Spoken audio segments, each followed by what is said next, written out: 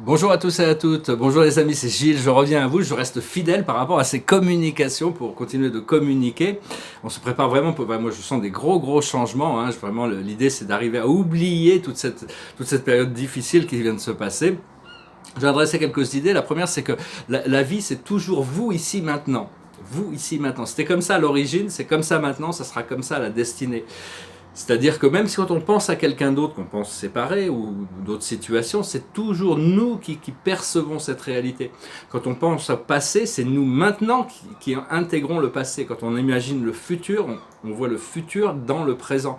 Donc ça a toujours été vous ici maintenant. Quand on a été créé au départ, c'était nous ici maintenant. Quand on s'est engagé dans cette expérience d'incarnation, c'était toujours nous ici maintenant. Et quand on va retourner à notre destinée, à notre source divine, ça sera encore nous ici maintenant, à travers le principe de l'unité. Et donc, ce que l'on doit faire, c'est traverser les cercles de la conscience, c'est des cercles concentriques qui nous ramènent à notre source à l'intérieur. Hein. Et chaque étape passée correspond à certains tests que l'on doit... On n'en est pas forcément conscient, mais la vie va nous enseigner, nous répéter les leçons jusqu'à ce que ces tests soient compris. Il y a une grande découverte scientifique que l'humanité, qui reste un grand mystère encore aujourd'hui pour la science, qui va être découverte dans ce siècle. Là, on ne sait pas exactement quand, mais bon, enfin, on peut déjà la découvrir pour nous-mêmes, hein, mais bon, c'est la découverte de l'âme humaine, l'immortalité, la vie éternelle, le grand portail. Pour le moment, la science est complètement... n'a aucune preuve, aucune conscience, aucune compréhension de ce qui se passe après qu'on a abandonné notre corps physique, de ce qu'ils appellent la mort. Et donc au départ, quand cette matrice a été créée, ceux qui ont créé cette matrice fantôme ont volontairement infusé cette idée de la mort pour faire peur aux êtres et qu'ils puissent se soumettre plus facilement, alors qu'en réalité la mort c'est très temporel, alors que la vie est éternelle, alors qu'on nous a fait croire que la vie était temporelle et que la mort était éternelle. Mais c'est donc ce que je veux dire, c'est que c'est la science qui va révéler Dieu, la découverte de l'immortalité de l'âme humaine, plus que la religion. Ça ne veut pas dire que toutes les religions vont devoir fusionner dans l'un, hein, ceux qui ne peuvent pas fusionner dans l'un, dans la source, vont devoir s'effacer hein, progressivement. Et personnellement, je suis très pressé de recommencer à peindre, hein, de reprendre... de rentrer dans des procédés créatifs. Les procédés créatifs ont beaucoup d'avantages. Quand on s'implique dans un procédé créatif, quelque chose que l'on aime faire, on oublie le temps. Le temps n'existe plus. Hein. Vraiment, quand on est vraiment impliqué dans quelque chose qu'on adore, ça peut être faire l'amour, ça peut être créer de la peinture, ça peut être jardiner, ça peut être cuisiner. Quand on est vraiment dans... Enfin, toutes sortes de choses. C'est quand on est vraiment dans le plaisir et le bonheur de quelque chose qui nous fait du bien et qui est créatif, le temps n'existe plus. Le temps, c'est quelque chose de complètement flexible. Hein. Le temps peut paraître très long quand on est sur un endroit, c'est une situation très désagréable. Il peut nous paraître très court quand passer très vite quand on est dans une situation créative et agréable. Et donc il faut trouver ces activités que l'on aime pour arriver à dissoudre le temps le plus possible. Et savoir que 99% de l'humanité n'a jamais entendu parler de ce procédé d'illumination, d'ascension, peut-être dans certaines cultures plus que d'autres. Et donc c'est vraiment merci aux 1% qui travaillent sur ces choses-là, parce qu'ils permettent aux 99% de pouvoir avoir passé le cap de pouvoir arriver dans ce procédé qui va nous libérer progressivement. Hein. Et pourtant, 99% de la population sont bienveillantes. C'est des gens qui veulent la paix, ils veulent vivre agréablement, ils veulent de mal à personne. C'est des gens qui sont dominés par l'amour, qu'ils soient croyants ou pas. Il y a une humanité dans l'humanité qui est quand même évidente.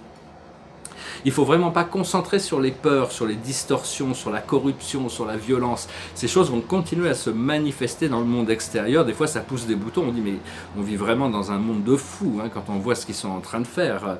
Quand on écoute, il suffit de regarder les médias. Mais il faut vraiment essayer de s'en détacher et se concentrer à la place sur ces choses qui nous permettent de justement d'éviter de rentrer dans ces drames, hein, parce que bientôt tout ça va être complètement disparu dans les mois qui viennent, voire quelques années qui viennent, mais voire les mois qui viennent, tout ça va être nettoyé, on va vraiment passer à autre chose. Et donc, parce qu'on cherche à découvrir, puis éventuellement, quand on sera dans notre moi intégré, on va découvrir l'histoire de la vie, l'histoire de l'univers, l'histoire de Dieu. Tout ça va nous être révélé. Parce que Dieu a une histoire quand il a créé l'univers. La seule chose qui n'est pas révélée, c'est l'origine de Dieu. C'est un grand mystère. Même au paradis, il y a beaucoup de spéculations sur la causalité des 7 co-absolus. On assume que le Père universel était là. Mais sur l'origine de Dieu, rien n'est révélé, même au paradis. Ça reste un mystère éternel. Et donc bon, enfin, ça ne veut pas dire qu'on ne peut pas se poser des questions. Et donc il faut aussi développer plus de confiance, confiance en soi, confiance en l'humanité, parce qu'il y a beaucoup de choses savoir que plutôt que de la peur et de la séparation, parce que le monde est un miroir. Alors bon, il y a des choses sur lesquelles on a déjà confiance. On a confiance que notre cœur va continuer de battre. On a confiance que il va y avoir de l'air pour respirer. On a confiance que le soleil va se lever demain. Et donc maintenant, il faut rajouter cette confiance que toutes sortes que l'amour va se manifester dans notre vie, que l'argent va couler à flot, avoir la confiance dans le plan divin, dans l'ensemble de la création, avoir confiance en nous-mêmes, confiance en ceux qui nous entourent, beaucoup plus que d'arriver avec de la méfiance, même si c'est-à-dire que si on rentre dans une relation et qu'on sent un nœud dans notre intestin, ça veut dire qu'il y a quelque chose qui ne va pas quand même. Donc il faut faut arriver à écouter les signes que notre corps nous envoie. Et on est vraiment connecté à toute des familles de guides et des familles galactiques. Et ils ont un service clientèle, donc vous pouvez toujours les appeler, ils sont toujours là. On peut vous aider. Et au plus on arrive à développer ces connexions, ça peut être avec les Pléiades, avec les Syriens, avec les Arcturiens, ça peut être avec les archanges, ça peut être avec certains maîtres ascensionnés. Mais c'est des relations qu'on doit cultiver tous les jours, parce qu'au plus on cultive cette relation, au plus les communications deviennent significatives et on peut se permettre de pouvoir révéler plus, créer une relation régulière. Je veux aussi dire que tous ceux qui sont dans la révélation du programme orwellien, du programme sombre, se font beaucoup de mal à eux-mêmes. Bon, ils se servent de ça. Il y a beaucoup de gens sur Internet qui passent leur temps à essayer d'exposer toute cette matrice sombre, mais ils se font beaucoup de mal à eux-mêmes. Ils se servent de ça pour obtenir de la célébrité,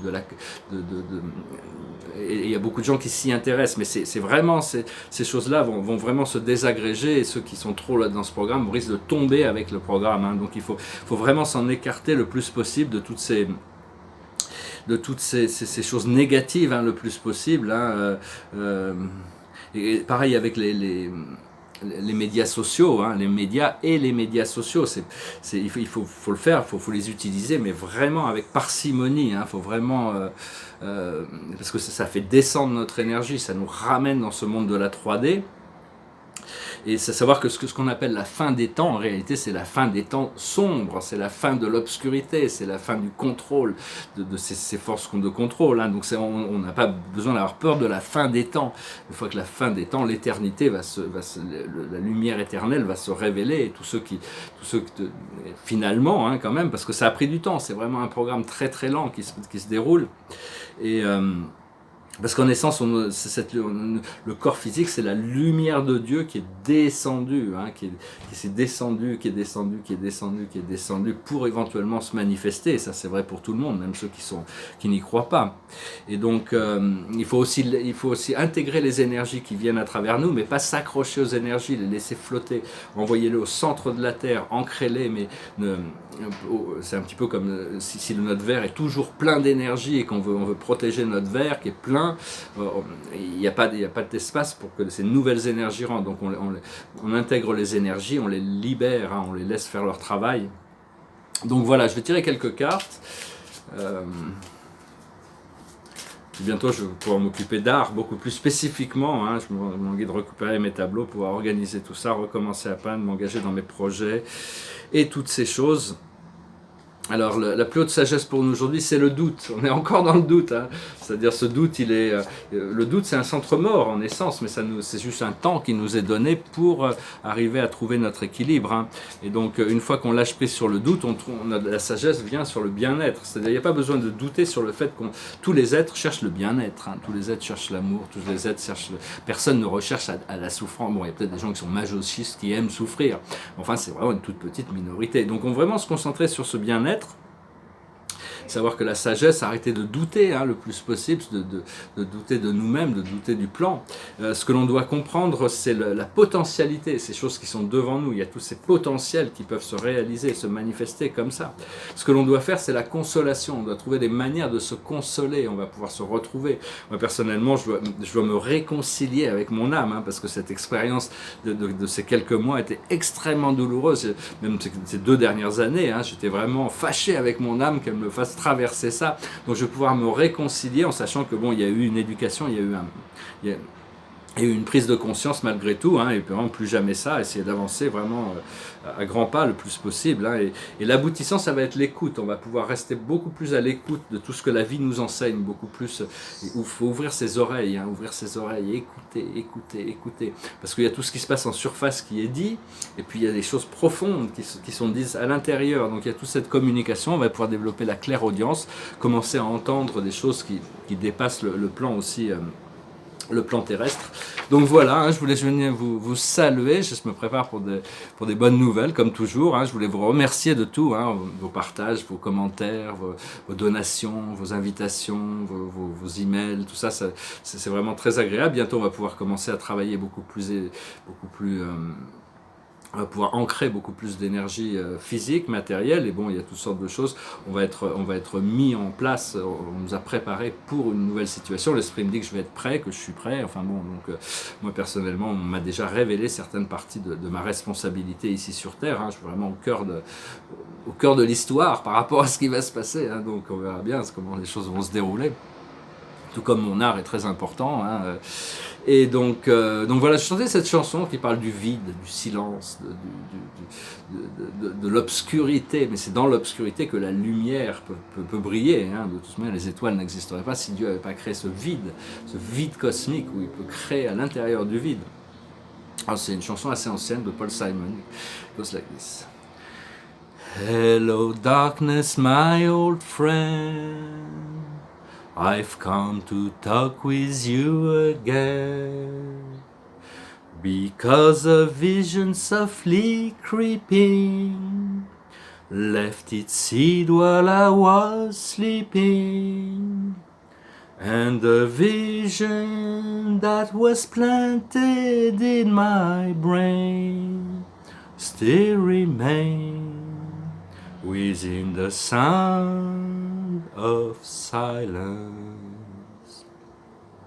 In restless dreams I walk alone, narrow streets of cobblestone, 'neath the halo of a street lamp.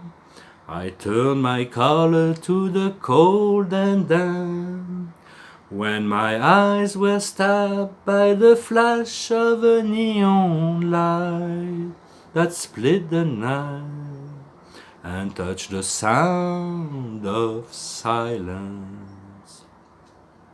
And in the naked light I saw 10,000 people, maybe more, people talking without speaking, people hearing without listening, people writing songs that voices never share, and no one there disturbed the sound of silence.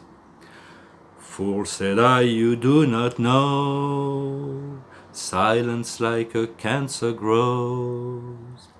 Hear my words that I might teach you, take my arms that I might reach you, but my words like silent raindrops fell, and echoed in the wells of silence.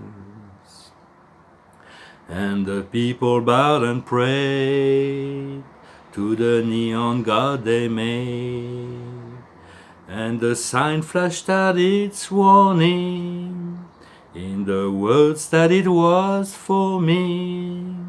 And the sign said the words of the prophets are written on a subway wall, and Tenement Hall, and whispered in the sound of silence. Voilà, hein, vous ici maintenant, hein, nous ici maintenant. C'est toujours nous ici maintenant d'ailleurs, parce qu'on n'est jamais seul, hein, on est toujours un, mais on est à la fois, c'est un programme, un paradigme qui a été créé pour... Et donc la carte de la journée, c'est une carte de pouvoir, c'est la carte du pouvoir, c'est le 4 d'Ariel. C'est-à-dire donner, c'est aussi recevoir. Résister au changement, savoir dépenser ou économiser son argent. Donc c'est vraiment sur la gestion des ressources, arriver à rester assez discipliné, hein, apprendre à donner, apprendre à recevoir. Donner, c'est comme recevoir. Tout est un échange dans la vie de toute manière, et donc... Là aujourd'hui il fait très beau, hein, on a un peu un réland d'été qui arrive. Et donc voilà, je vous salue, je vous remercie. Hein, je me prépare pour je sais que l'esprit me dit que je ne vais pas pouvoir rester ici, hein, mais enfin bon, tant que la voie n'est pas clairement déterminée sur où je dois aller, pour le moment je suis là. Hein, voilà. Donc je vous remercie pour tout, je vous salue, je vous souhaite une excellente journée, je vous dis à très bientôt, namasté.